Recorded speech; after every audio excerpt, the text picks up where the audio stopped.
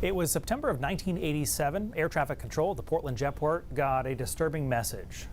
Operator 75, what's your emergency? Captain opened the cabin door and apparently got sucked out somehow. But he hadn't completely fallen out. Captain Hank Dempsey had been partially sucked out of the plane, but he managed to cling to guide wires on the staircase.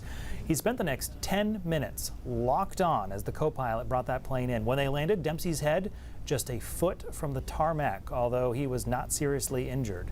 A few months after that incident, Dempsey was finally ready to talk.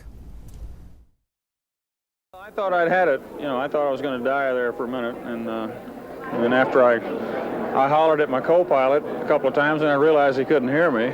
He couldn't hear anything. He had his headset on. He was talking to the air traffic control at the time. And after I settled down and stopped screaming at him, I realized I was wasting a lot of energy hollering at him.